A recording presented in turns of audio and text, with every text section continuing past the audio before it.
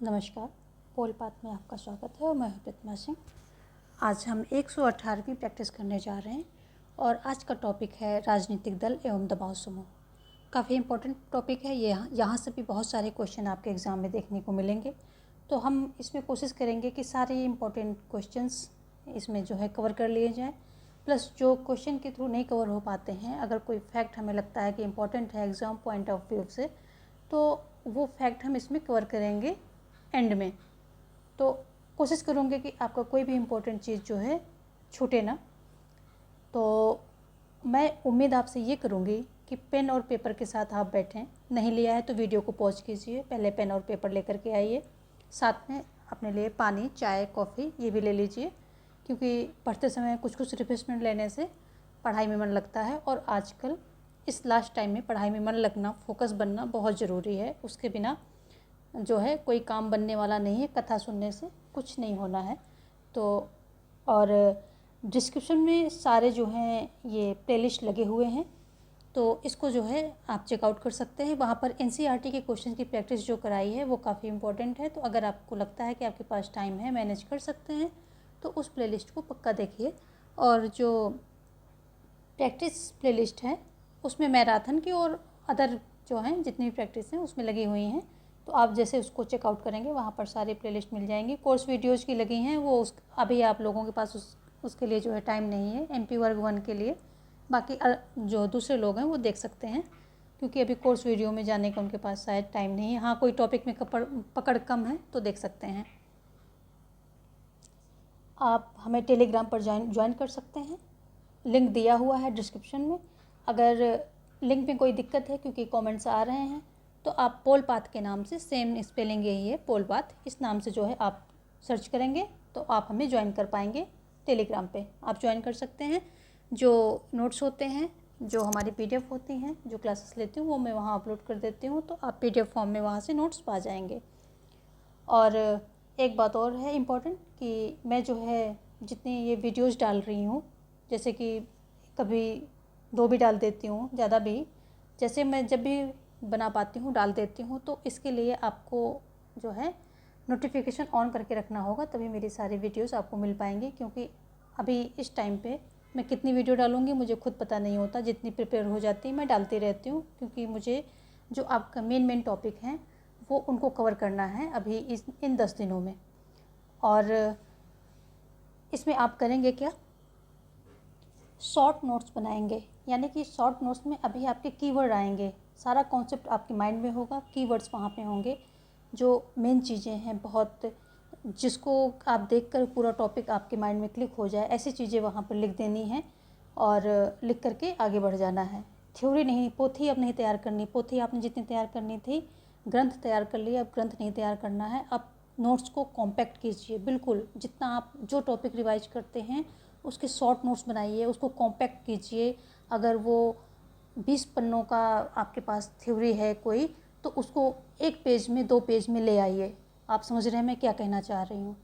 तो इतना जब कॉम्पैक्ट कर देंगे, अपना समराइज कर देंगे चीज़ों को, कीवर्ड्स में ले आएंगे सारा कॉन्सेप्ट, तो आप लास्ट टाइम में रिवीजन करेंगे।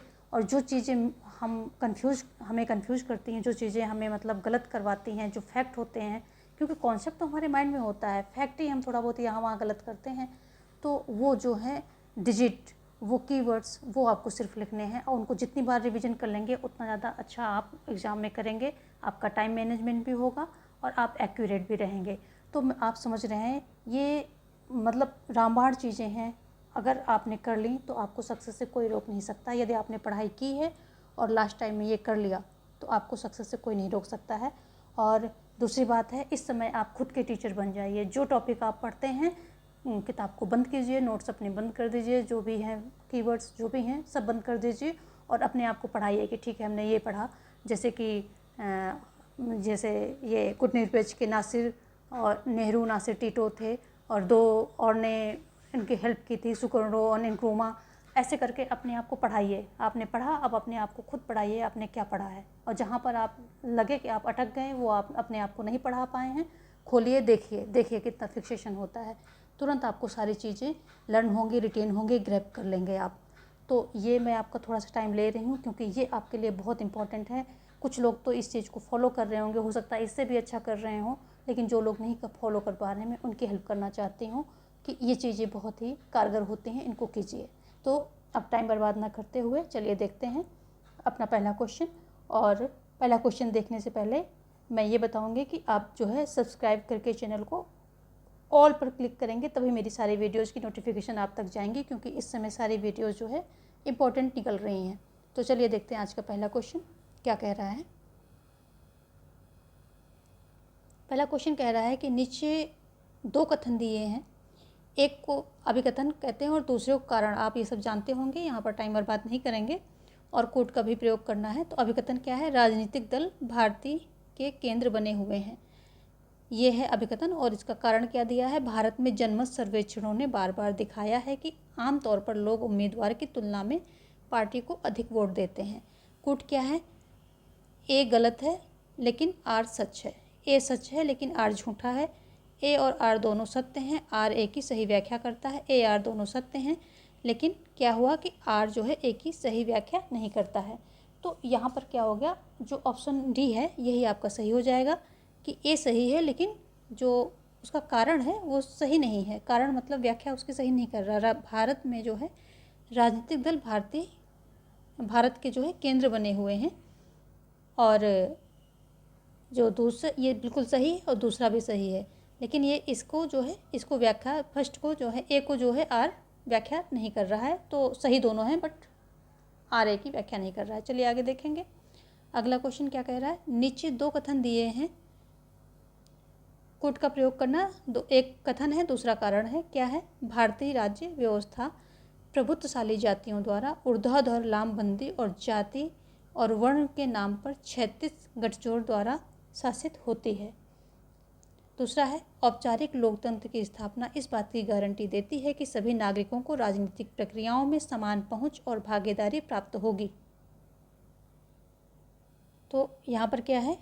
हमारा पहला है ए सत्य है लेकिन आर सत्य है। दूसरा है ए और आर दोनों सत्य हैं लेकिन आर ए की सही व्याख्या नहीं है। अगला है ए गलत है लेकिन आर सच है, और ए आर दोनों सत्य हैं, आर ए की सही व्याख्या है। तो यहाँ पर क्या है? ये पहला सेंटेंस तो सही है लेकिन दूसरा नहीं सही है, तो ए सत्य है लेकिन आर असत्य है। ऑप्शन ए यहाँ पर सही हो जाएगा। देखेंगे हम अगला क्वेश्चन क्या कह रहा है। अगला क्वेश्चन है, दल विरोधी कानून किस वर्ष लागू किया गया? 1984 में, 1985 में, 1986 में या 1987 में? तो जो दल विरोधी कानून है वो 1985 में लागू किया गया था। ये जो 92वां संविधान संशोधन अधिनियम 1985 के माध्यम से क्या किया? 10वीं अनुसूची जोड़ी गई थी। तो 1985 में कौन सा संशोधन किया गया था? 92वां। तो ये संशोधन किया गया था और कौन सी 10वीं अनुसूची जोड़ी गई थी इसमें? 10वीं अनुसूची इसमें जोड़ी गई थी, जिसमें प्रावधान किया गया था कि दल बदल कानून का उल्लंघन करने पर निर्वाचित सदस्यता हेतु अयोग्य घोषित माना जाएगा। लेकिन जो ये 1985 का कानून था इसमें बहुत सारी कमियां थी और इसने उस तरह से जो है इसको रोकथाम नहीं की दल बदल पे। तो फिर क्या हुआ कि अगला जो है 2003 में 91 यानी कि 91वां जो है ये संशोधन आता है, पारित किया जाता है। और इसमें क्या होता है? इसमें बता दिया जाता है कि जब किसी दल के जो दल विशेष है उसके 2/3 सदस्य अन्य दल में विलय हेतु सहमत होंगे, यानी किसी अन्य दल में जाना चाह रहे हैं, तभी इस दल बदल को वैध माना जाएगा। तो ये यहाँ पर जो है साफ कर दिया गया। और ये जो प्रावधान था 1985 का, जो ये 52nd संशोधन था, इसमें कितनी रखी गई थी? 1/3 रखी गई थी। इसमें 1/3 रखी गई थी कि 1/3 अगर सदस्य राजी हैं किसी और दल में जाने के लिए तो ये वैध माना जाएगा, जिसका व्यापक स्तर पर दुरुपयोग हुआ था। इस कारण इन्होंने 2003 में 91वां जो है संविधान संशोधन लाए और उसमें क्या कर दिया? 2/3 रख दिया। 2/3 अगर सदस्य दूसरे दल में जाने के लिए सहमत हो जाएंगे तो इसको जो है वैध माना जाएगा। और यहाँ पर कितना था? 1/3 था। तो ये दो तीन चीज़ें हैं, इसमें ध्यान देख लीजिए। आगे चलते हैं। ऑप्शन आपको दे दिया मैंने, यस 1985 में पहला हुआ था और 2003 में ये दूसरा हुआ था, जो कि 91वां बोला जाता है, यानी कि 91st। आगे देखेंगे किस वर्ष बामसेफ यानी कि backward and minorities communities employees federation का गठन हुआ। किस वर्ष हुआ? 1972 में, 74 में, 78 में या 76 में? किस में हुआ? तो ये जो है 78 में हुआ। इसमें होता क्या है कि जो बामसेफ है, बामसेफ की उत्पत्ति पीड़ित समुदायों के कर्मचारियों के संगठन के लिए हुई है और जिसकी स्थापना 1971 में जो है होती है। कौन करता है? काशीराम DK खापर्डे और दीना भाई ने की थी। इसकी स्थापना तो कब होती है? 1971 में होती है, 1971 में होती है। लेकिन क्या हुआ कि जो 6 दिसंबर 1978 में इसमें क्या होता है कि अम्बेडकर जी की जो है जयंती पुण्यतिथि दिल्ली में आयोजित की गई एक सम्मेलन में, तो उसमें औपचारिक रूप से जो है इसकी शुरुआत की गई। तो तभी से जो है इसको 78 में ही माना जाता है। तो इसका स्थापना 1971 में की गई, लेकिन ये जो 6 दिसंबर 1978 में दिल्ली में एक क्या किया गया था कि एक आयोजन किया गया था इनकी पुण्यतिथि पर, अम्बेडकर जी की, तो उसी में इसकी औपचारिक रूप से शुरुआत हुई। तो यही कहा जाता है। और अगर वामसेफ की विचारधारा की बात करें तो समाज को विभाजित करने वाली असमानता और जाति व्यवस्था को जड़ से खत्म करना जो है इसका ध्येय है, इसका उद्देश्य है। तो ये बातें इसकी हो गई। आगे देखेंगे हम अगला क्वेश्चन क्या कह रहा है कि भारत में राजनीतिक दलों और दलीय व्यवस्था के संबंध में निम्नलिखित में से कौन सा सही नहीं है? राजनीतिक दल 1967 के बाद प्रकृति में पूंजीवादी है, और दूसरा है भारत में पार्टी प्रणाली स्वतंत्रता के बाद से राज्य स्तर पर उभरी और विकसित हुई। और अगला है 1967 से पहले भारत में पार्टी प्रणाली कांग्रेस की प्रमुख प्रणाली के रूप में रही। राष्ट्रीय स्तर पर दलीय व्यवस्था एक दलीय प्रभुत्व वाली व्यवस्था से बहुदलीय व्यवस्था में बदल गई। तो ये तीनों ही सही हैं, क्योंकि जो ये भारत में पार्टी प्रणाली स्वतंत्रता के बाद से राज्य स्तर पर जो है उभरी और विकसित हुई, यानी कि स्वतंत्रता के काफ़ी बाद से जो है उभरी और विकसित हुई धीरे धीरे करके। और 1967 से पहले भारत में क्या था कि पार्टी प्रणाली कांग्रेस के प्रमुख प्रणाली के रूप में रही, यानी कि कांग्रेस ही हर जगह छाई रही थी। और ये क्या है, राष्ट्रीय स्तर पर दलीय व्यवस्था एक दलीय प्रभुत्व वाली व्यवस्था बहुदलीय व्यवस्था में बदल गई। तो जैसे जैसे अन्य पार्टियाँ आई तो वो एक दलीय व्यवस्था सिर्फ पहले कांग्रेस रहती थी और फिर वो बहुदलीय व्यवस्था में बदल गई। ऑप्शन ए जो है यहाँ पर सही नहीं होगा। राजनीतिक दल 1967 के बाद में इसकी प्रकृति पूंजीवादी बन गई, ये सही जो है नहीं है। आगे देखेंगे किस वर्ष में साम्यवादी पार्टी ने हिंसक क्रांति का रास्ता छोड़ दिया और आने वाले आम चुनाव में भाग लेने का फैसला किया? किसकी बात हो रही है? साम्यवादी पार्टी की बात हो रही है। देखेंगे ऑप्शन 1956, 1955, 1953 या 1951। तो यहाँ पर जो है ऑप्शन डी सही हो जाएगा, 1951। ये 1951 में जो है ये विद्रोह की गतिविधियों की रोकथाम के लिए एक अधिनियम बनाया गया। और फिर क्या होता है कि ये जो साम्यवादी दल हैं हिंसक क्रांति इसका रास्ता छोड़ करके आम चुनाव में भाग लेने लगे। और इसके प्रति जो सरदार पटेल थे उन्होंने एक कड़ा रुख अपनाया था। उप प्रधानमंत्री सरदार पटेल, उन्होंने बहुत कड़ा रुख इसके प्रति अपनाया था। इसकी अगर हम बात करें कि भारत में साम्यवादी आंदोलन का कहाँ से शुरुआत होती है, इसका बीज कहाँ से आता है, तो जो रूस की बोल्शेविक क्रांति हुई थी, रूस की बोल्शेविक क्रांति सभी को पता है कब हुई थी, 1917 में हुई थी। इसी के बाद जो है कम्युनिस्ट पार्टी की स्थापना होती है। एम.एन. राय ने 17 अक्टूबर 1920 में विदेश में किया था इसको, कम्युनिस्ट पार्टी, जो भारतीय कम्युनिस्ट पार्टी, भारतीय कम्युनिस्ट पार्टी, इसकी जो है 17 अक्टूबर 1920 में कहाँ किया था? विदेश में किया था, किसके द्वारा किया था, एम.एन. रॉय के द्वारा किया गया था। और फिर ये 25 दिसंबर 1917 में 1917 नहीं 1925 में 25 में यहाँ भारत में यानी कि कानपुर में इसकी भारत में कहाँ, कानपुर में इसकी जो है स्थापना की जाती है। और जो इसके साम्यवादी कार्यकर्ता थे, इनके द्वारा जो क्या है कि दक्षिण भारत में विद्रोहपरक गतिविधियों को अंजाम दिया गया। तो ये दक्षिण भारत में ही ज़्यादा जो है उधरी जो है ज़्यादा हुई ये क्रांतियाँ वगैरह, ये इस तरह की पार्टियाँ उधरी बनी। देखेंगे अगला क्वेश्चन, यहाँ पर ऑप्शन जो है डी सही हो रहा है। जब 1950 में अधिनियम आ जाता है तो 1951 में जो है ये लोग क्या करते हैं कि चुनाव में भाग लेने का फैसला कर लेते हैं। कम्युनिस्ट पार्टी के जो नेता होते हैं, कार्यकर्ता होते हैं ये। अगला देखेंगे, निम्नलिखित में से किस वर्ष स्वतंत्र पार्टी का गठन किया गया।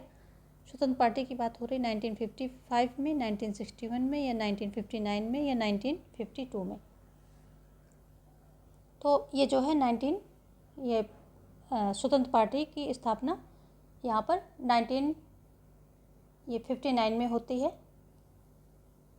और किसके द्वारा होती है, जो भारत की ये एक प्रकार से राजनीतिक दल था और इसकी स्थापना जो चक्रवर्ती राजगोपालचारी थे उन्होंने की थी 1959 में।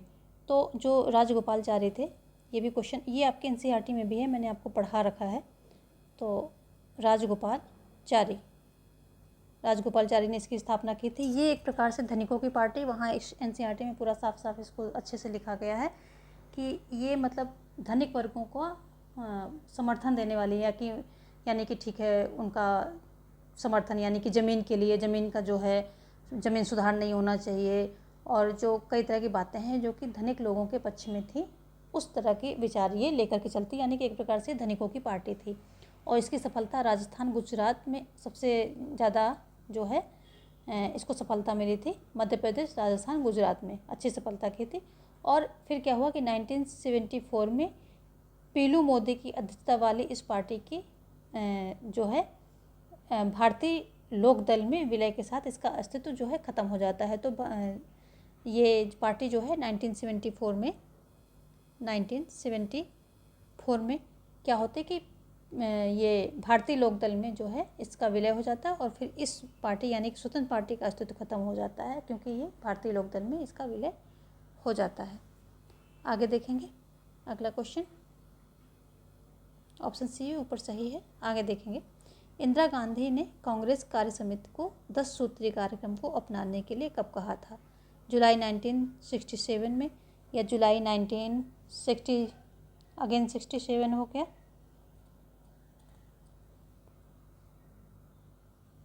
जून 1967 में या अप्रैल 1967 में या मई 1967 में कब कहा था कि 10 सूत्रीय कार्यक्रम को अपनाने के लिए कब कहा था।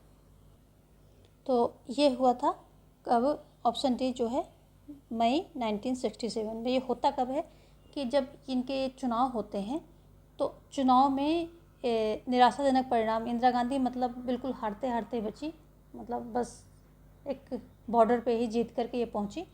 और फिर इनको जो है 1967 में गरीबों का भरोसा जीतने के लिए और कांग्रेस को सही दिशा में लाने के लिए एक 10 सूत्रीय कार्यक्रम इन्होंने जो है भेजा था, जिसके कुछ बिंदु आज भी जो है प्रासंगिक हैं। इस कार्यक्रम के मुख्य बिंदुओं में अगर हम देखें तो बैंक पर सामाजिक नियंत्रण, साधारण बीमा का राष्ट्रीयकरण, निर्यात आयात पर सरकारी नियंत्रण, खाद्यान्नों का सार्वजनिक वितरण, और ये जो प्रिवी पर्स वगैरह बंद करना, ज़मीन सुधार, राजाओं को मिलने वाले जो प्रिवी पर्स थे वो भी बंद किए थे, इंदिरा गांधी ने ही बंद करवाए थे। तो ये सारी बातों पे जो है इन्होंने ध्यान दिया था और इसको 10 सूत्रीय कार्यक्रम कहा गया, जो आज भी जिसके कुछ पॉइंट जो है आज भी यूज किए जाते हैं। तो ये मई 1967 में जो है 10 सूत्रीय कार्यक्रम को अपनाने के लिए कहा था। आगे देखेंगे हम 1957 में राज्य में कम्युनिस्ट पार्टी सत्ता आई। यह दुनिया में पहली बार था जब कम्युनिस्ट पार्टी की सरकार लोकतांत्रिक चुनाव के माध्यम से सत्ता में आई है। तो इसको मैंने पढ़ा रखा है, दुनिया की पहली कम्युनिस्ट सरकार। एनसीईआरटी में हमने आपको इसको जो है पढ़ा रखा है। ये सारे क्वेश्चन जितने भी हमने अभी तक दिए हैं सब आपको हमने एनसीईआरटी की जो प्रैक्टिस सीरीज़ है क्वेश्चंस की उसमें सारे करा रखे हैं। तो यदि आप मैनेज कर पाते हैं तो एनसीईआरटी की प्रैक्टिस सीरीज़ जो है आप स्पीड में डाल करके उसको देखें और उसके पॉइंट्स नोट कर लें, आपको बहुत बेनिफिट मिलने वाला है वहाँ से। तो पहली बार जो है ये कब सत्ता में आई है, तो 1957 में आती है। और जब कम्युनिस्ट पार्टी की सरकार लोकतांत्रिक चुनाव के माध्यम से सत्ता में आई, तो ये दुनिया में पहली बार हुआ था कि चुनाव लड़कर कोई कम्युनिस्ट पार्टी जो है सत्ता में आई है। कहाँ पर आई थी? पंजाब में आई थी, केरल में आई थी, या पश्चिम बंगाल में आई थी, या कर्नाटका में आई थी? तो ये जो है केरल में आई थी। बताया मैंने, ये पार्टी जो है ज़्यादातर उधरी दक्षिण में ही अस्तित्व में थी, उधरी जो है ये इनका अस्तित्व ज़्यादा था। तो ये आती है और भारत में कम्युनिस्ट पार्टी की स्थापना 26 दिसंबर 1925 को कानपुर में हुई थी। मैंने आपको अभी भी बताया जस्टिस के पहले। और इसकी स्थापना एम.एन. राय ने की थी। और भारत में 1957 में केरल में पहली जो है सत्ता आती है किसकी? कम्युनिस्ट पार्टी की। और नंबूदरी पाद हैं एक लोकप्रिय कम्युनिस्ट राजनीतिज्ञ थे जिन्होंने 1957 से 59 और 1967 से 69 में केरल में पहले मुख्यमंत्री के रूप में जो है कार्य किया। और जब इनकी ये सरकार आ जाती है तो उस समय जो है जवाहरलाल नेहरू जी को जो है ये झटका लगता है कि कैसे, मतलब तो इन्होंने इनकी ये सरकार गिराते भी हैं। तो मतलब उसके पीछे काफ़ी स्टोरी है, मैंने वहाँ प्रैक्टिस में बता रखी है। अभी आप जानिए कि केरल में जो है पहली बार आई थी और नंबूदरी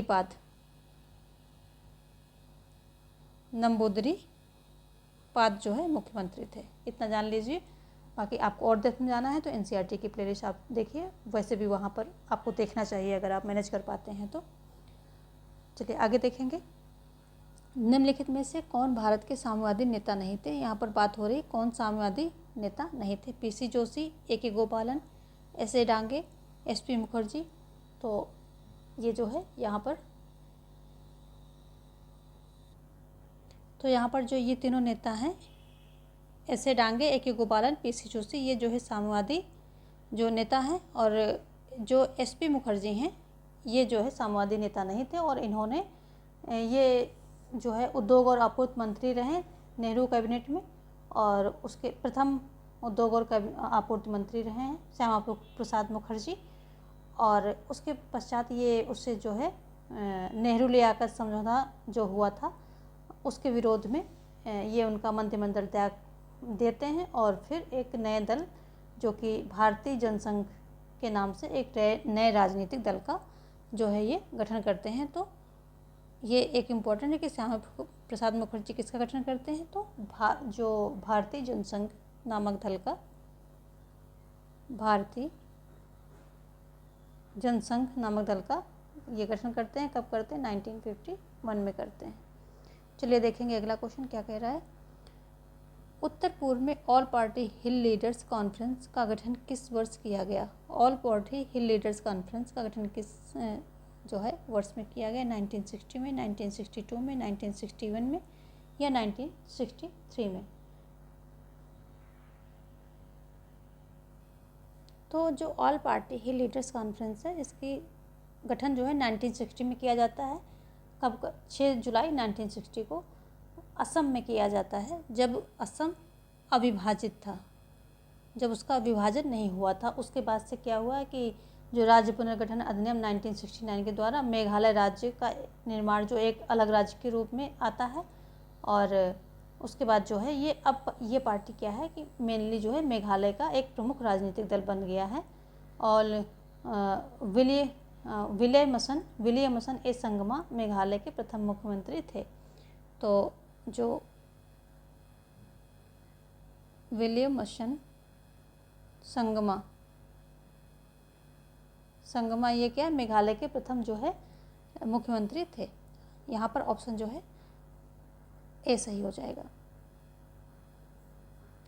निम्नांकित में कौन सा दबाव समूह का लक्षण नहीं है? अनिश्चित स्वहित, ऐच्छिक सदस्यता, सर्वव्यापक प्रवृत्ति, अनिश्चित कार्यकाल। तो इसमें जो है कौन सा जो है दबाव समूह का लक्षण नहीं है?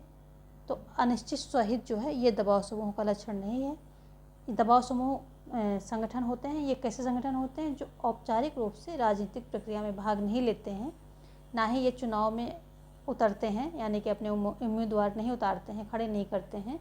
दबाव समूह क्या होता है कि औपचारिक संगठन होता है, बृहद और सीमित दोनों ही सदस्यता वाले संगठन होते हैं। मतलब इसमें बहुत बड़े लेवल पे होता है, छोटे लेवल पे भी होता है, और लॉबिंग के माध्यम से अपने हित साधने की कोशिश करते हैं, मतलब सरकार पर ये दबाव बनाते हैं। जैसे ये कुछ हैं फिक्की व एसोचैम, ये जो है कुछ दबाव समूह हैं के उदाहरण आप ले सकते हैं। और दबाव समूह के कुछ लक्षण इस प्रकार हैं, जैसे कि ऐच्छिक सदस्यता होती है, इसमें सर्वव्यापक प्रवृत्ति होती है, अनिश्चित कार्यकाल होता है, निश्चित उद्देश्य होता है। तो जो ये फिक्की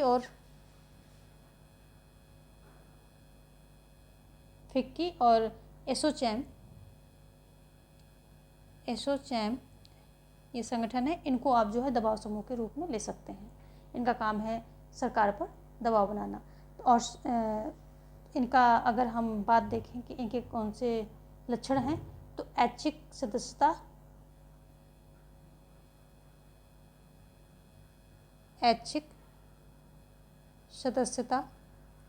और क्या है, अनिश्चित कार्यकाल और सर्वव्यापक प्रवृत्ति होती है और निश्चित उद्देश्य होते हैं। तो अनिश्चित सहित नहीं, निश्चित होंगे। तो यहाँ पर क्या है, निश्चित इनके उद्देश्य होते हैं, इनके उद्देश्य निश्चित होते हैं कि ये किस जो है टॉपिक पर काम कर रहे हैं। और अनिश्चित कार्यकाल होता है, इनका बता दिया है। और इसकी जो है ऐच्छिक सदस्यता होती है, वो भी बता दिया। सर्वव्यापक प्रवृत्ति होती है, सर्वव्यापक प्रवृत्ति ये होती है। तो ये कुछ इनकी जो है विशेषताएं हैं दबाव समूह की। और ये कभी इनका जो है ये चुनाव में नहीं उतरते, यानी कि इनका राजनीति में सत्ता से कोई काम नहीं होता है, बल्कि सत्ता जो होती है, सरकार होती है, उस पर दबाव बना करके नीतियों को मोल्ड करना इनका मेन काम होता है कि नीतियाँ जो हैं इनके हित में बने। ये जिस चीज़ को लेकर के, जिस उद्देश्य को लेकर के चल रहे हैं, इनके उद्देश्य के हित में वो नीतियों यानी कि डिसीजन मेकिंग है, उसको ये उसको ये क्या करते हैं, उस पर इन्फ्लुएंस डालते हैं, इफेक्ट डालते हैं अपना। अगला है, स्वतंत्रता प्राप्ति के बाद के वर्षों में भारत में प्रचलित दल व्यवस्था के लिए किसने एक दल प्रधान व्यवस्था का जो है प्रयोग पहल किया? किसने किया? रजनी कोठारी ने, सरटोरी ने, जेनिंग्स ने या मॉरिस जोन्स ने? किसने किया था? तो सबसे पहले इसको तो जो है सबसे पहले मॉरिस जोन्स ने किया था। यहाँ पर जो है ऑप्शन डी सही हो जाएगा। रजनी कोठारी भी कहते हैं, लेकिन वो बोलते हैं कांग्रेस प्रणाली। ये इन्होंने बोला एक दल प्रधान व्यवस्था, और रजनी कोठारी क्या कहते हैं, कांग्रेस सिस्टम बोलते हैं। प्रणाली कुछ भी, इंग्लिश हिंदी वही बात हो गई। कांग्रेस सिस्टम बोलते हैं, प्रणाली बोल लीजिए, प्रणाली। इन्होंने जो है जो एक दल प्रभुत्व था स्वतंत्रता के बाद कई सालों तक, एक ही दल जो है हमारे देश में प्रभावशाली था, तो उसको रजनी कोठारी ने कांग्रेस सिस्टम बोला था। कांग्रेस सिस्टम, प्रणाली को ऐसे कर लीजिए, इन्होंने सिस्टम बोला तो सिस्टम ही लिख लेते हैं, कांग्रेस सिस्टम बोला था। तो ये, लेकिन जो मॉरिस जोन्स हैं तो इन्होंने एक दल प्रधान व्यवस्था जो भारत में प्रचलित थी, एक ही दल व्यवस्था, तो उसको एक दल प्रधान व्यवस्था का प्रयोग सबसे पहले किसने किया था?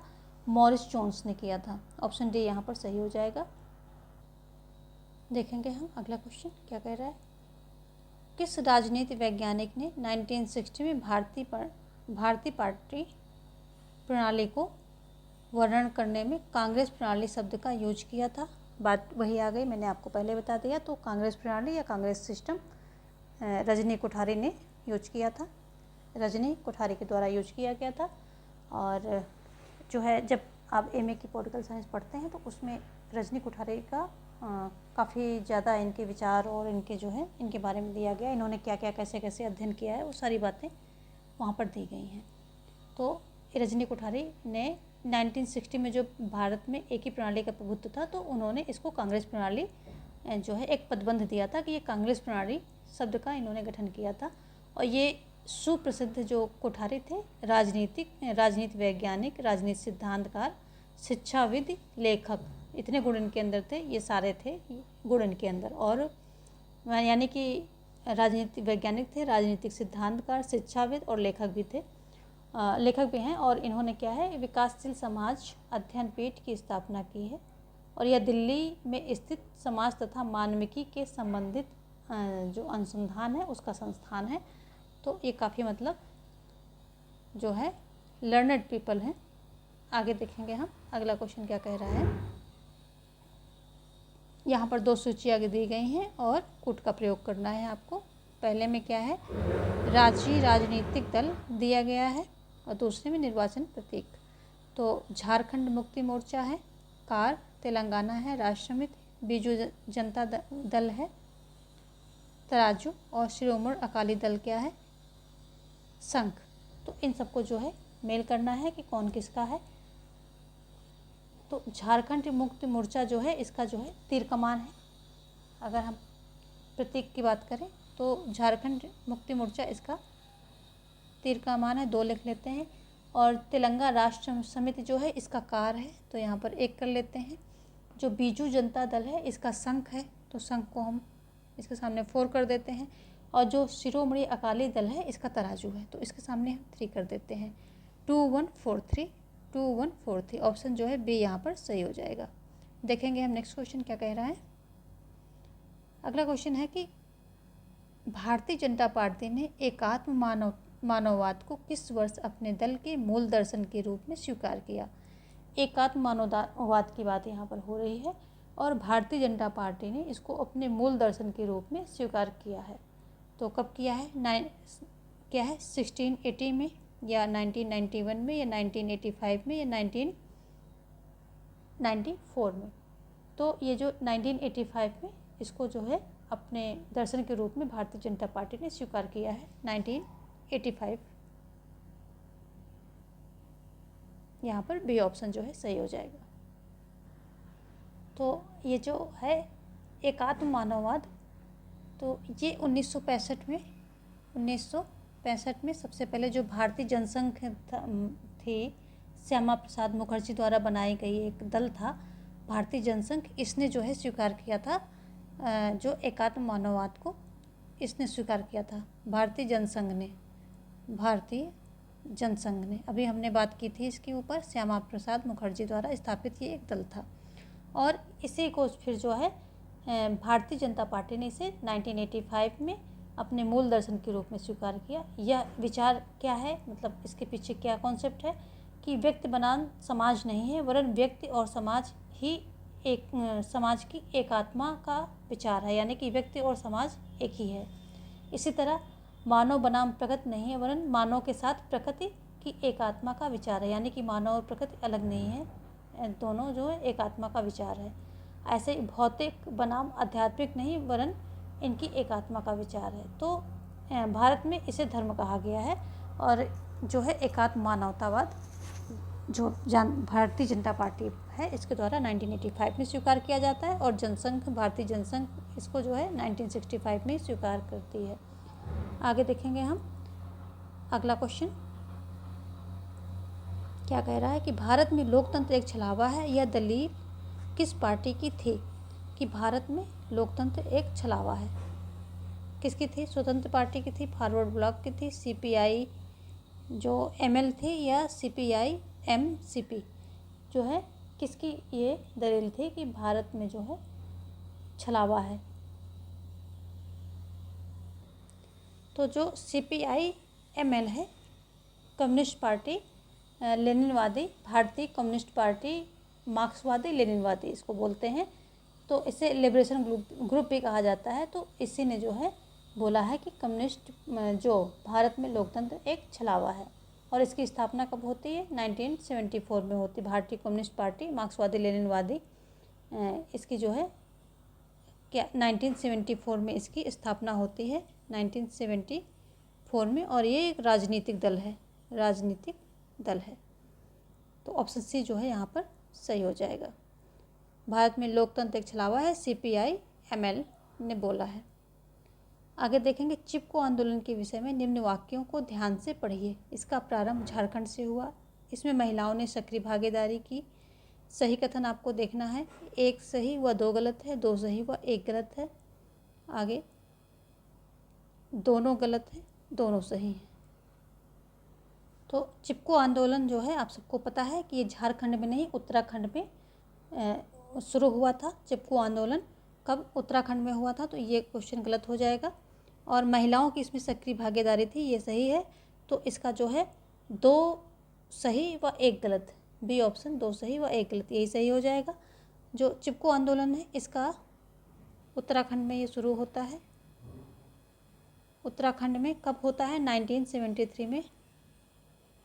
जो पेड़ों की अंधाधुंध कटाई हो रही थी, उसके किसी कंपनी को ठेका दे दिया गया था कि ठीक है आप काटो और अपना यूज करो। तो उसके विरोध में वहाँ की जो है जनता, खासतौर पे महिलाएं बहुत ज़्यादा थी, इन्होंने पेड़ों को हक किया था, यानी कि उससे चिपक के खड़े हो गए थे कि आप पेड़ नहीं काटोगे। यही चिपको आंदोलन है। इसकी शुरुआत चंडी प्रसाद भट्ट और गौरा देवी ने किया था।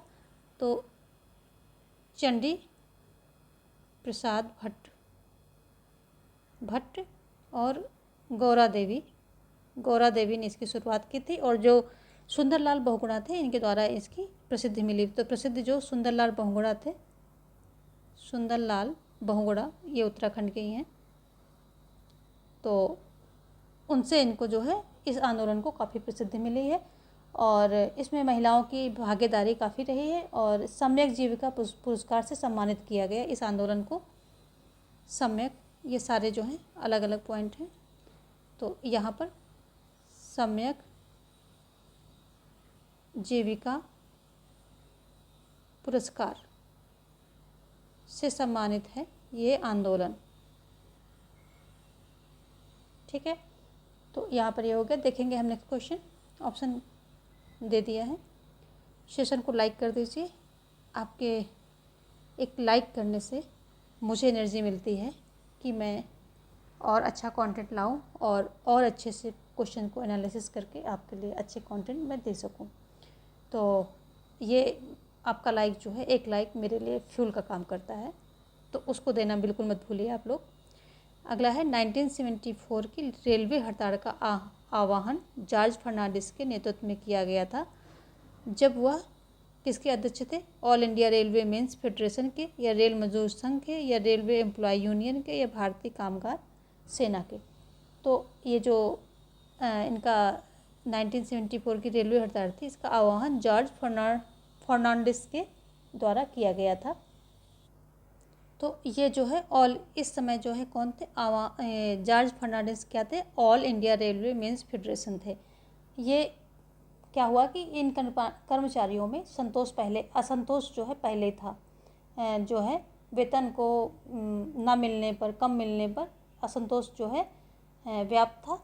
और इसी बीच जो है ये फर्नांडिस क्या बनते हैं? वहाँ All India Railway Men's Federation के अध्यक्ष बन जाते हैं। और 8 मई 1974 में 8 मई 1974 में जो है हड़ताल जो है कर दी जाती है मुंबई कर्मचारियों के द्वारा। और ये सिर्फ मुंबई में ही नहीं होती, बल्कि पूरा देश में ये हड़ताल व्याप्त हो गई थी। पूरा देश जो है थम सा गया था। तो ये सारी बातें हैं। आगे देखेंगे हम।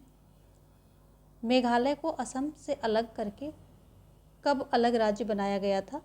1973 में, 1972 में, 1971 में, या 1970 में। तो मेघालय को असम से अलग करके कब जो है अलग राज्य बनाया गया था? तो अभी अभी हमने बात की थी कि जब वो पार्टी वहाँ पर बनाई गई थी, तो वो असम में बनाई गई थी। और फिर जब असम टूट गया, यानी कि मेघालय अलग राज्य बन गया था, तो फिर वो पार्टी मेघालय की ही हो गई थी मेनली। तो ये जो है 1972 को हुआ था। ऑप्शन बी जो यहाँ पर सही हो गया। 1972 में जो है असम के खासी, गारो एवं जैंतिया पर्वतीय जिलों को काटकर नया राज्य मेघालय बनाया गया था। यहाँ की आधिकारिक भाषा क्या है? अंग्रेजी है। तो यहाँ की भाषा क्या है? देख लीजिए, भाषा क्या है? अंग्रेजी है। अंग्रेजी भाषा है कहाँ की? मेघालय की आधिकारिक भाषा। वैसे तो होगी अपनी लोकल तो होंगी, लेकिन आधिकारिक भाषा अंग्रेजी है। 1972 यहाँ पर राइट हो जाएगा। देखेंगे हम अगला क्वेश्चन। 1947 की शुरुआत में हिंदुस्तान मजदूर सेवक संघ की स्थापना किसके साथ की गई? तो यहाँ पर हिंदुस्तान मजदूर सेवक संघ की जो है स्थापना की बात हो रही है। तो बॉम्बे टेक्सटाइल वर्कर्स के साथ, या कलकत्ता टेक्सटाइल वर्कर्स के साथ, या साबरमती टेक्सटाइल वर्कर्स के साथ, या अहमदाबाद टेक्सटाइल वर्कर्स के साथ। तो ऑप्शन डी यहाँ पर ये काफ़ी फेमस है, अगर आपने थोड़ा सा भी देखा होगा तो अहमदाबाद टेक्सटाइल्स वर्कर्स के साथ जो है हिंदुस्तान मजदूर सेवक संघ की स्थापना किसके साथ की गई? तो इसी के साथ की गई थी। और तो ये जो अहमदाबाद टेक्सटाइल वर्कर्स था ये इसके केंद्र में था। इसको मिलाकर के हिंदुस्तान मजदूर सेवक संघ की स्थापना जो है की गई थी 1947 में। लेकिन जो है इसको असफलता मिली, बहुत ज़्यादा ये सफल नहीं हुआ। फिर जो है पटेल के नेतृत्व में एक जो है पृथक संगठन बनाया गया जिसको इंटक बोला गया। इंटक की स्थापना की गई। आगे देखेंगे हम।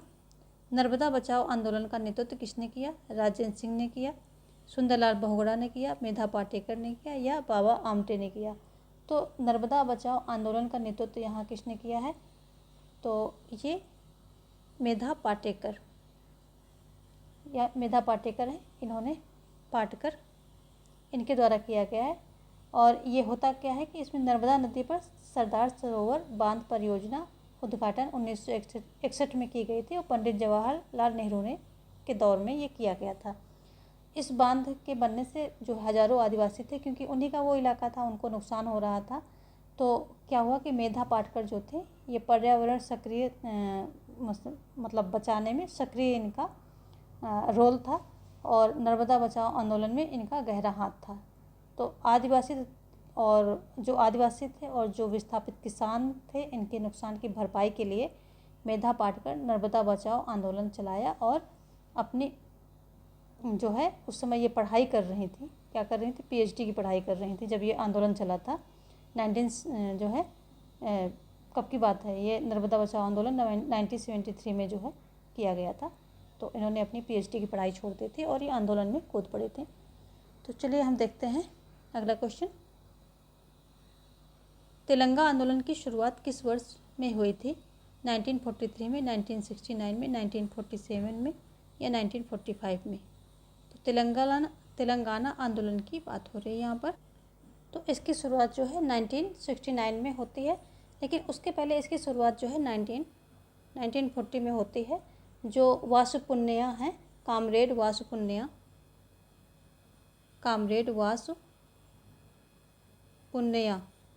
इनकी जो है अगुवाई में हुआ था। और ये फिर लेकिन सफल नहीं हुआ। कुछ दिन चल के 6-7 साल चल के ये बंद हो गया। फिर अगेन जो है 1969 में ये जो है तेलंगाना आंदोलन की शुरुआत छात्रों ने की। और फिर जाके अंततः 2 जून 2014 को तेलंगाना नामक नए राज्य का जो है अस्तित्व में आता है, नया राज्य जो है उद्भव होता है। तो कब होता है? 2 जून।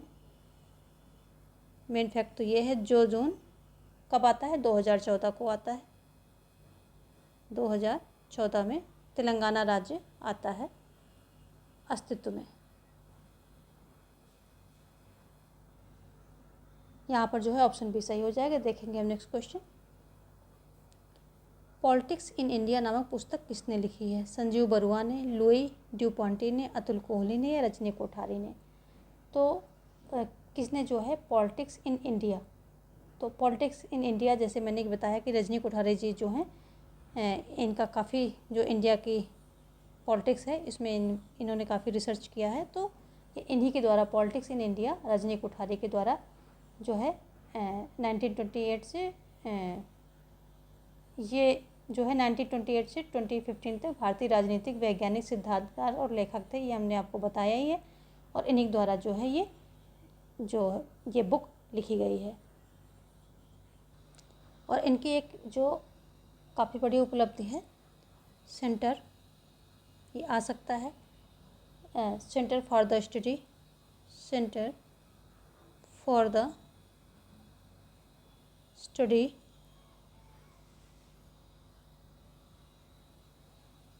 Study of developing society, of developing society जो है इसकी इन्होंने स्थापना की है। और बाकी ये पॉलिटिक्स इन इंडिया इनकी पुस्तक है। देखेंगे हम अगला क्वेश्चन। निम्नलिखित में से कौन सा कथन गलत है? वामपंथियों ने संयुक्त मोर्चा सरकार का समर्थन किया, भाजपा ने संयुक्त मोर्चा सरकार का समर्थन नहीं किया, कांग्रेस ने संयुक्त मोर्चा सरकार का समर्थन किया, 1989 में संयुक्त मोर्चा सरकार सत्ता में आई। तो यहाँ पर कौन सा कथन जो है गलत है, ये आपको देखना है यहाँ पर। तो यहाँ पर जो है ये A, B, C ये जो है सही है, जो ऑप्शन डी है ये गलत है। 1989 में संयुक्त मोर्चा सरकार सत्ता में आई, क्योंकि ये 13 राजनीतिक दलों का गठबंधन था, जो कि 1996 में संयुक्त मोर्चा सरकार गठित हुई थी।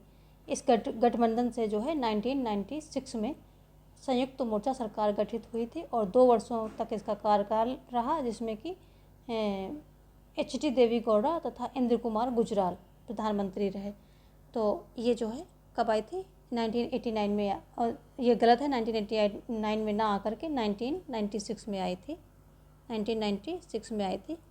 ये जो है टाइम बड़ा उथल पुथल का टाइम था भारतीय राजनीति में, अस्थिरता का टाइम था, कोई सरकार जो है टिक नहीं रही थी। देखेंगे हम अगला क्वेश्चन।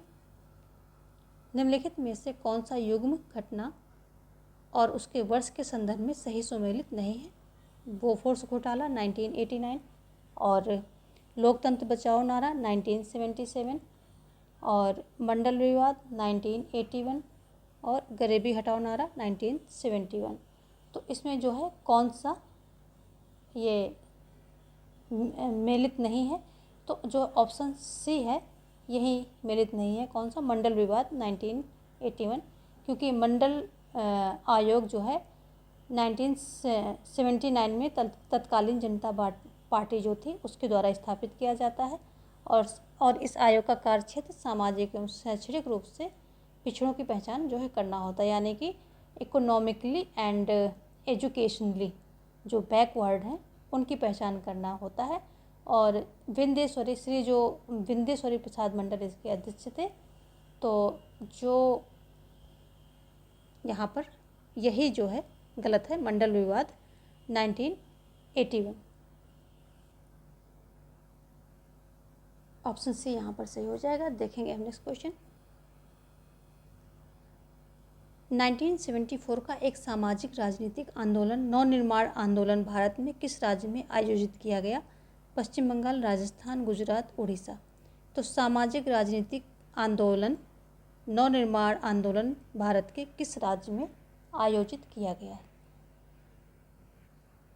तो यहाँ पर बात क्वेश्चन को समझिए कि सामाजिक राजनीतिक आंदोलन नवनिर्माण आंदोलन भारत के किस राज्य में आयोजित किया गया था? तो ये जो है गुजरात में किया गया था। ये जब ये गरीबी हटाओ का नारा दिया था कब दिया था? गरीबी हटाओ का नारा दिया था इसने 1971 में, और सरकार में फिर ये आ जाती है कौन? इंदिरा गांधी की सरकार आ जाती है। और फिर जो है इनके कोई भी वादा पूरा नहीं होता है, और इससे जो है जनता में असंतोष फैला ही रहता है। और जो कुछ छात्रों द्वारा कहते हैं कि ये एलडी इंजीनियरिंग कॉलेज जो थे उनके छात्र यानी कि बढ़े हुए बिल को लेकर के प्रदर्शन करते हैं, और जो है इस आंदोलन को आगे बढ़ाने में जयप्रकाश नारायण तथा नरेंद्र मोदी का योगदान था। तो ये 1974 में जो है ये आंदोलन का रूप पकड़ लेता है, और जयप्रकाश नारायण और मोदी जो है नरेंद्र मोदी इसको जो है संभालते हैं, इसको आंदोलन को। आगे देखेंगे यहाँ पर ऑप्शन जो है सी गुजरात से शुरू हुआ था, नवनिर्माण आंदोलन, भारत नवनिर्माण आंदोलन। आगे है भारतीय ट्रेड यूनियनों के केंद्र यानी CITU का जन्म जो है किस विभाजन के कारण हुआ था? इंडियन फेडरेशन ऑफ लेबर, या रेडिकल डेमोक्रेटिक पार्टी, या all India trade union Congress, या हिंदू मजदूर सभा। तो ऑप्शन जो है यहाँ पर सी सही हो जाएगा, all India trade union Congress यानी कि AITUC। जब इसका विभाजन होता है, ये सब क्या होता है कि ये सबसे पुरानी जो है पार्टी होती है व्यापार इसकी भारत का सबसे पुराना व्यापार संघ है all India trade union Congress. और इसकी स्थापना हुई थी 1920 में। कौन कौन थे? लाला लाजपत राय, NM जोशी, दीवान लाल चमन जो है, इन सब ने मिलकर के इसकी स्थापना की थी। लाला लाजपत राय इसके जो है प्रथम अध्यक्ष थे और इसका मुख्यालय मुंबई में है। लेकिन जब ये पार्टी टूटती है तो ये CITU की जो है इसका जन्म होता है। किसके विभाजन से? ऑल इंडिया ट्रेड यूनियन के विभाजन से CITU का जन्म होता है। और ये राष्ट्रीय स्तर का संगठन है CITU भी, और इसका मुख्यालय कहाँ है? दिल्ली में है। तो CITU का मुख्यालय कहाँ है? जो है ये दिल्ली में है। और NITU का मुख्यालय कहाँ है? मुंबई। ये मुंबई में है। यहाँ पर ऑप्शन सी सही हो जाएगा। देखेंगे अगला क्वेश्चन। शीत युद्ध ने कांग्रेस पार्टी को भारत में अपनी प्राधान्य स्थिति में रखने में मदद की, यह कथन किसका है? जो शीत युद्ध ने कांग्रेस पार्टी को भारत में अपनी प्राधान्य स्थिति में रखने में मदद की, ये माइलन वीनर का है, अरेंड लिजफार्ड का है, सैमुअल इंटिंगटन का है, या ल्यूसियन पाई का है? ये कथन किसका है? तो ये जो है ऑप्शन डी यहाँ पर सही हो जाएगा, ल्यूसियन पाई। इन्हीं का स्टेटमेंट है ये। देखेंगे आगे हम। मजदूर किसान शक्ति संगठन निम्न में से किससे संबंधित है? सूचना का अधिकार, जनहित याचिका, नागरिक चार्टर, या निर्भया केस? तो ये जो मजदूर किसान शक्ति संगठन है, ये एक भारतीय राजनीतिक संगठन है जिसे सूचना के अधिकार के डिमांड के लिए जाना जाता है। यानी कि इन्होंने सूचना के अधिकार की अधिनियम की मांग की थी। और तो यहाँ पर जो है ऑप्शन ए सही हो जाएगा। इस संस्था यानी इस संगठन के द्वारा मजदूरों की न्यूनतम मजदूरी की मांग से ये मतलब जो है मांग उठाई गई थी। और 1 मई 1987 को इसकी जो है स्थापना की जाती है। इसके संस्थापक अरुणा राय थे। संस्थापक इसके कौन है? संस्थापक अरुणा राय। और अगर हम बात करें मुख्यालय कहाँ है, तो राजस्थान में इसका मुख्यालय है। ये बात हो गई। और कुछ कथन ले लेते हैं वुड्रो विल्सन के अनुसार। वुड्रो विल्सन बोलते हैं, मेरा एक विश्वास है कि सरकार को पूरी तरह बाहर अर्थात खुला होना चाहिए, ना कि अंदर अर्थात बंद होना चाहिए। यानी कि सरकार को पूरी तरह से खुला होना चाहिए, बंद नहीं होना चाहिए, ऐसा वुड्रो विल्सन महोदय बोलते हैं। और लॉर्ड एक्टन भी, उनका भी एक कथन है फेमस, कोई भी चीज़ सुरक्षित नहीं है जो चर्चा और प्रचार बर्दाश्त नहीं कर सकती है। तो ये कुछ कथन है संबंधित इससे। और जो है स्वीडन पहला देश था जिसने सूचना के अधिकार को लागू किया था। और इस देश में जो है 1766 से सरकारी दस्तावेज़ों तक पहुंच जनता का एक अधिकार बन गया था कि यानी कि आम जनता जो है सरकारी दस्तावेज़ तक पहुंच सकती थी। कब से? 1766 से। तो ये स्वीडन जो है पहला देश था। स्वीडन जो है इन सब मामलों में काफ़ी अच्छा रहा है। 1809 में जो है वो लोकपाल लोकायुक्त की जो है एक नियुक्ति करता है कि जो उनके अधिकारी भ्रष्टाचारी हैं उन पे शिकंजा कसा जाए। फिर ये 1766 में जो है नागरिकों की पहुंच सरकारी दस्तावेजों तक कर देती है, सूचना का अधिकार उनको दे देती है। तो काफ़ी आगे था स्वीडन। तो ये 1766 में जो है क्या हुआ था कि ये सूचना का अधिकार नागरिकों को दिया गया था। और जो सरकारी दस्तावेज थे तो स्वीडन के अधिकारी वहाँ तक अपनी पहुँच बना सकते थे, यानी कि जान सकते थे क्या चल रहा है सरकार में। तो ऑप्शन जो है यहाँ पर सूचना का अधिकार ये सही है। और इससे संबंधित जो है एक ये फैक्ट है अलग। स्वीडन कहाँ पर सबसे पहले आया? तो स्वीडन में आया। लोकपाल लोकायुक्त की शुरू जड़ें कहाँ पर हैं? स्वीडन में हैं। ये सारी चीज़ें हैं। देखेंगे हम अगला क्वेश्चन। निम्न में कौन सा युग्म जो है सुमेलित नहीं है?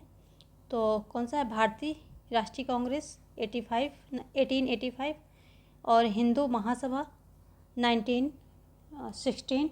अगला है स्वराज दल 1923 और भारतीय जनसंघ तो 1950। तो यहाँ पर अभी भी हमने बात की थी कि भारतीय जनसंघ जो है, ये जो श्यामा प्रसाद मुखर्जी थे, तो 1950 में वो इस्तीफा दे देते हैं कैबिनेट से, और 51 में जो है एक नया दल यानी कि भारतीय जनसंघ की स्थापना कर लेते हैं श्यामा प्रसाद मुखर्जी। और जबकि स्वराज दल जो है 1923 में, ठीक है, हिंदू महासभा 1916 में, और भारतीय राष्ट्रीय कांग्रेस जो है, ये तो फेमस ही है, 1885 में, जो A.O. ह्यूम थे, इनके जो है समर्थन से यानी कि इनकी हेल्प से बनाया गया था इसको। आगे देखेंगे, अगला क्वेश्चन देखते हैं। निम्नलिखित में से कौन सा विकल्प सही सुमेलित नहीं है? तो कौन सा नहीं है? Bharatiya Janata party 1981, all India Trinamool Congress 1998, Janata Dal United 1996, राष्ट्रीय जनता दल 1999। तो यहाँ पर जो है कौन सा जो है सुमेलित नहीं है, ये आपको बताना है। तो यहाँ पूछ रहा है सही, हम नहीं पे जा रहे थे लेकिन ये सही पूछ रहा है कि सही कौन सा है, यानी कि एक ही यहाँ पर सुमेलित है, बाकी सारे गलत हैं। तो जो ये ऑल इंडिया तृणमूल कांग्रेस है, ये जो है यहाँ पर सही है। इसकी स्थापना कब होती है? ऑल इंडिया तृणमूल कांग्रेस जो पश्चिम बंगाल में स्थित एक, ये भी राजनीतिक दल है, पश्चिम बंगाल का है, और ये 1 जनवरी 1998 में 1998 में कब होता है? 1 जनवरी में ये इसकी स्थापना होती है, यानी कि ये अस्तित्व में आता है। और इसके अगर हम संस्थापक पश्चिम बंगाल में अभी कौन है? ये जो मौजूदा मुख्यमंत्री ममता बनर्जी हैं, यही इसकी संस्थापक भी थी और संस्थापक भी हैं, और अभी ये लगातार जो है मुख्यमंत्री बनी हुई हैं। कहाँ की? पश्चिम बंगाल की। तो ये सब तो आपको पता ही होगा। और भारतीय जनता पार्टी एक प्रमुख राजनीतिक दल है, ये भी आपको पता है। इसकी 1980 में हुई थी, 1980 में जो है 6 अप्रैल 1980 में इसको जो है बनाया जाता है, स्थापित किया जाता है। और अगर हम जनता दल यूनाइटेड की बात करें तो ये बिहार का दल है और ये 2003 में आता है, बिहार का दल है और ये 2003 में आता है। और राष्ट्रीय जनता दल क्या है? राष्ट्रीय जनता दल की स्थापना जो ये 1997 में की गई थी, 1997 में जो है इसकी राष्ट्रीय जनता दल की स्थापना की गई थी। तो ये सारी चीज़ें हैं। ये ऑप्शन बी यहाँ ऑल इंडिया तृणमूल कांग्रेस सही हो जाएगा, क्योंकि यही जो है एक यहाँ पर सही पूछ रहा है, तो एक ही सुमेलित है, बाकी सब सुमेलित नहीं है, गलत है। देखेंगे अगला क्वेश्चन क्या कह रहा है। भारतीय संविधान के जो 91वें संशोधन का संबंध है किससे है? दल परिवर्तन के आधार पर, अपात्रता से, चुनाव सुधारों से, वित्त आयोग के गठन से, मानव अधिकार की रचना से। तो ये आप सभी को पता होगा कि जो ये 91वां संशोधन हुआ है भारतीय संविधान में, ये से किससे संबंधित है? तो ये संबंधित है किससे? दल परिवर्तन के आधार पर, अपात्रता से। अभी अभी हमने बात की थी कि जो 52nd और 91st और 52nd, ये दोनों किससे संबंधित हैं? दल बदल की जो है कानून संबंधित है। इसमें 1/3 अगर जो है सदस्य किसी दूसरी पार्टी में जा रहे हैं तो उसको दल बदल को वैध माना जाता था, लेकिन अब इसको बढ़ा करके कितना कर दिया? 2/3 कर दिया गया है। अगर 2/3 किसी दल के सदस्य दूसरे दल में विलय कर रहे हैं तो उसको जो है वैध माना जाएगा।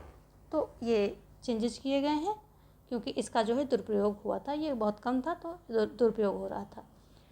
और भी कई सारी चेंजेस किए गए हैं, लेकिन जो मेन है उसको बता दिया यहाँ पर। ऑप्शन ए यहाँ पर जो है सही हो रहा है। देखेंगे हम नेक्स्ट क्वेश्चन। अगला क्वेश्चन क्या है? तो जो ये 91वां संविधान संशोधन था, इसकी एक जो मेन बात है, मेन पॉइंट है, वो रह गया है। तो इस संशोधन के द्वारा किया गया कि मंत्रिपरिषद के आकार को सीमित किया गया है। तो मंत्रिपरिषद कितनी होगी? मंत्रिपरिषद जो है कुल सदस्य संख्या का 15% से अधिक नहीं होगी। तो ये लिख लेते हैं। 91वां जो है इसका क्या है कि कुल सदस्य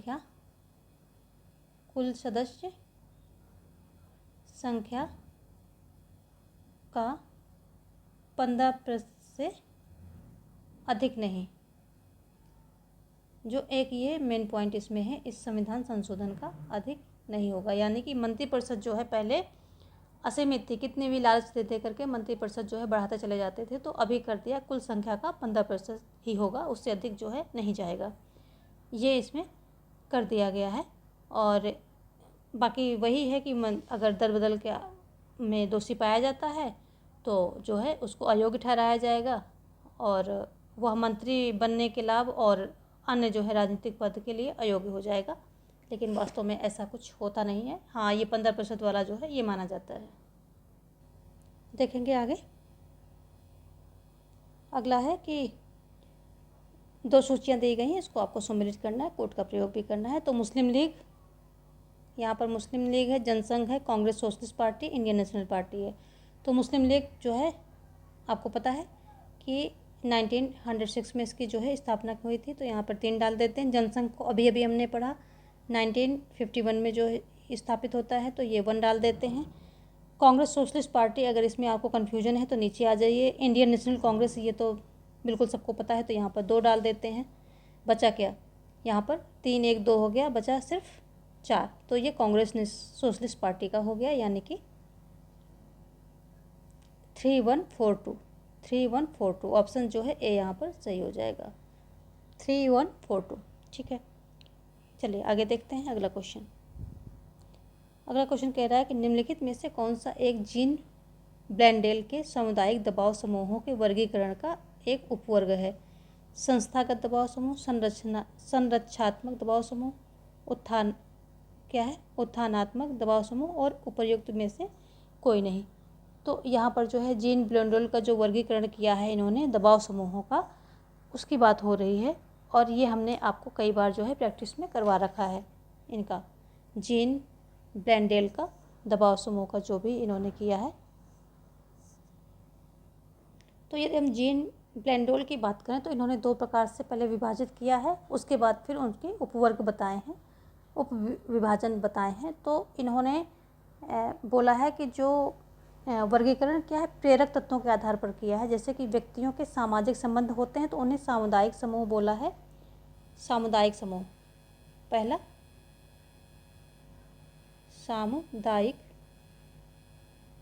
सामुदायिक समूह बोला है। और ये कम्युनल ग्रुप भी की संज्ञा आप इनको दे सकते हैं, कम्युनल ग्रुप। और ये क्या होते हैं कि सामुदायिक ग्रुप को इन्होंने पुनः 2 भागों में विभक्त कर दिया है। कौन कौन से, रूढ़गत और रूढ़गत कह लें या प्रथागत कह लें, एक ही बात है, रूढ़िवादी प्रथावादी। और दूसरा क्या है, संस्थात्मक। तो इन्होंने इसको अगेन जो है 2 भागों में किया है, एक इसको रूढ़िगत या प्रथागत कह लें और दूसरा है जो है ये एसोसिएशनल, यानी कि जो संस्था इंस्टीट्यूशनल होगा, संस्थात्मक, इंस्टीट्यूशनल हो गया, संस्थात्मक,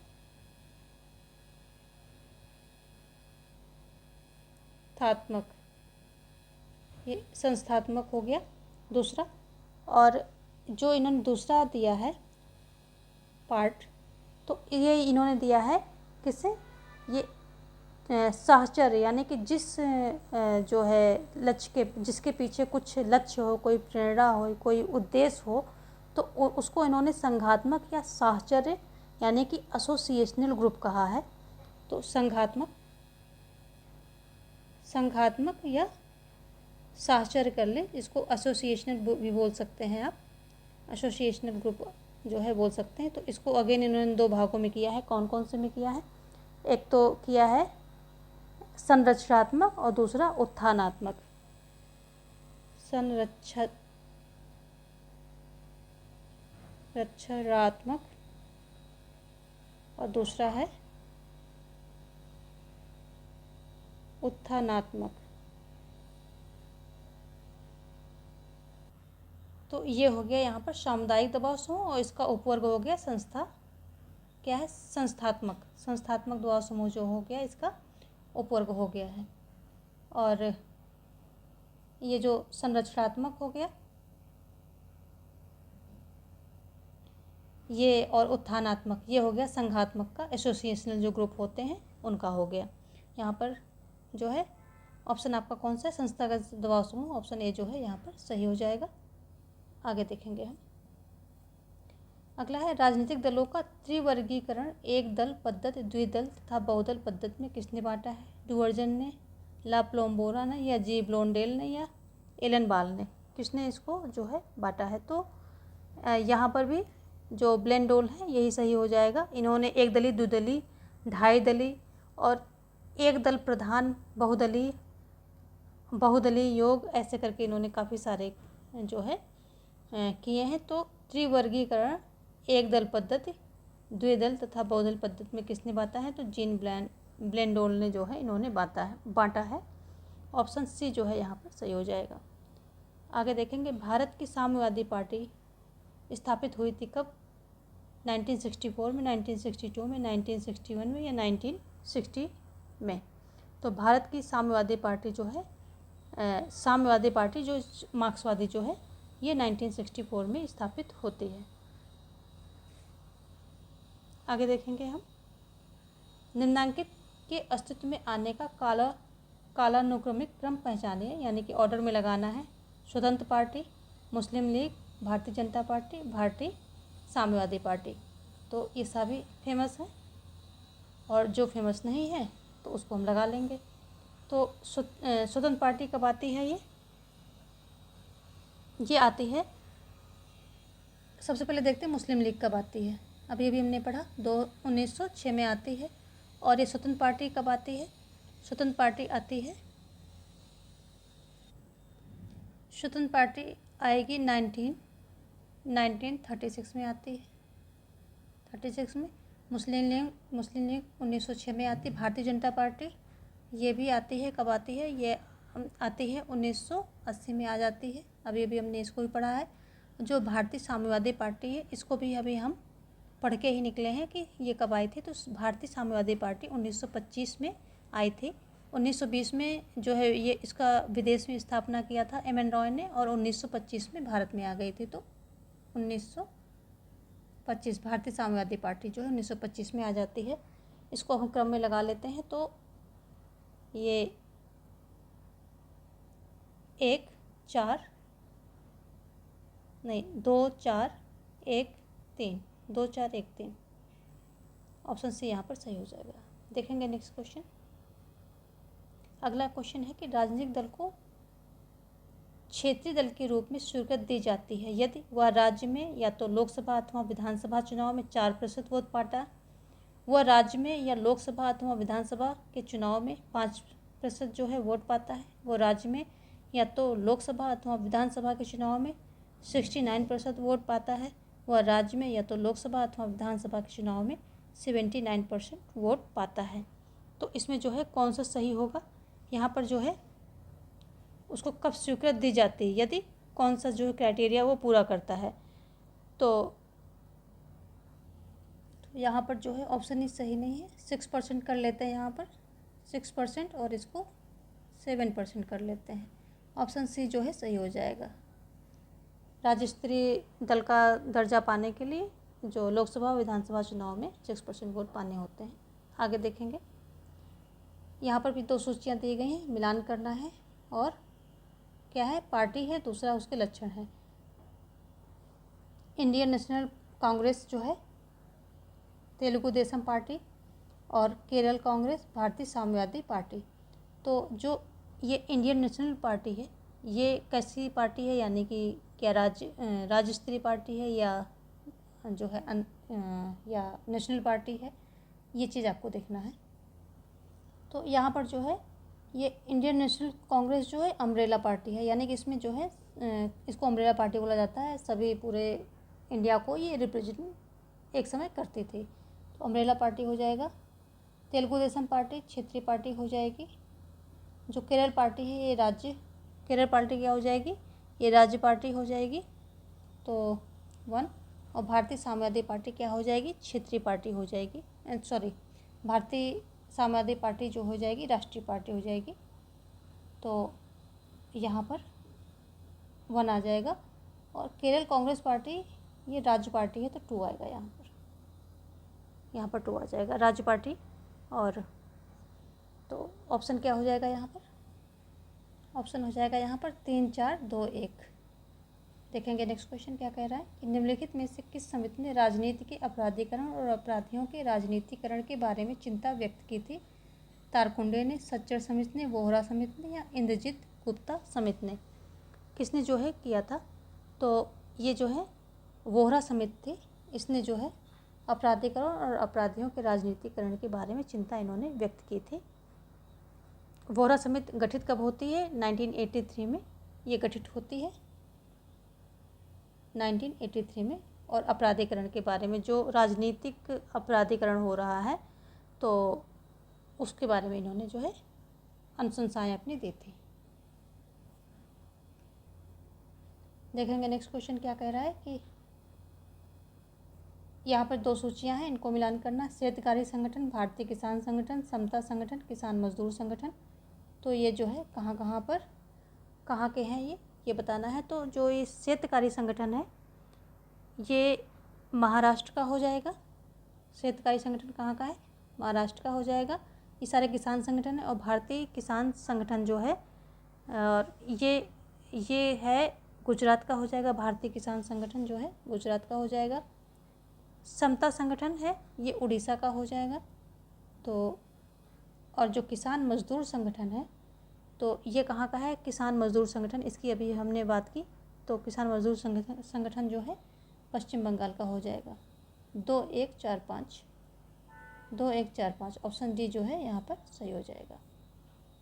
अगला है भारतीय राजनीति में वर्ग की भूमिका को लेकर निम्नलिखित में से कौन सा कथन गलत है? भारतीय राजनीतिक दल अपना चुनावी समर्थन या नीतिगत कार्यक्रम विशिष्ट वर्गीय समूहों या श्रमिकों तथा पूंजी की औपचारिक प्रतिनिधित्व से प्राप्त नहीं करते हैं। अगला है भारत में औपचारिक श्रमिक वर्ग खंडित और दुर्बल है क्योंकि यह किसी राजनीतिक दल से जुड़ा नहीं है। अगला है भारतीय राजनीति में वर्गीय विग्रह कदापि मुखर नहीं है। और भारत में मध्यम वर्ग उदारीकरण और वैश्वीकरण का सबसे उत्साही समर्थक रहा है। तो इसमें जो है कौन सा सही है ये आपको देखना है। तो यहाँ पर जो है ऑप्शन बी गलत हो जाएगा क्योंकि ये औपचारिक श्रमिक खंडित और दुर्बल है और किसी राजनीतिक दल से जुड़ा नहीं है। तो ऐसा नहीं है, ये जो है जुड़ा रहता है राजनीतिक दल से। तो ऑप्शन बी यहाँ पर ऑप्शन हो जाएगा, आपका सही ऑप्शन हो जाएगा।